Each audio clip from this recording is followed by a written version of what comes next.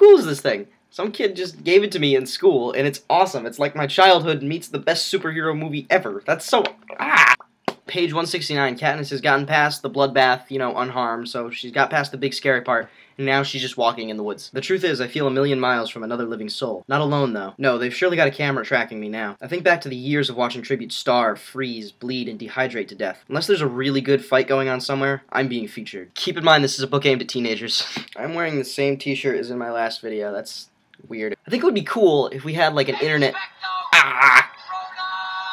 Text messages. I think it would be cool if we had, like, an internet-themed superhero. We could call him #hero. So there's this British boy band that's been making quite a splash around these parts, so if you're European, I can only imagine how you feel, but they're pretty enormous right now. They're called One Direction. That's how they say their band name. Never mind. They sound like this. Baby, you light up my world like nobody else. Now, the opinion on these 5 fashionable guys is very split. On the one hand, you got your raving teenage fangirl zombies, and on the other hand, you got your people that hate it just for the sake of hating it, and then there's...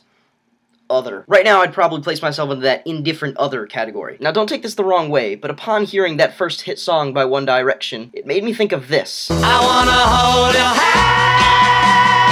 Alright, before you freak out because I'm comparing One Direction to the Beatles, just let me explain. So you hear What Makes You Beautiful, which doesn't really have a deeper meaning that stems far beyond I Heart You, but something no sane human being can deny is that when you hear that song on the radio in the morning, it is in your brain for the rest of the day. Baby, you light up my world like nobody else. It's just so catchy and snappy that you can't help singing it all day long. If you go back to the early days of the Beatles, like Please Please Me and Help and Hard Day's Night, you realize that there's nothing more there other than catchy boy band music. Don't get me wrong, I'm Happy Just to Dance With You is an awesome song, but you can't argue that it's a ton less complex than, like, In My Life from Rubber Soul, or Let It Be, or something. Now, I'm not making any predictions for One Direction. I'm not saying that they're better in the Beatles or any way. I'm not saying that they're gonna explode and become legends of music and stuff like that. I'm just saying that they are similar to the Beatles in their early days, which is kind of cool, I guess. I mean, One Direction can't even play instruments, they just sing, which kind of downs the coolness factor like 10 points.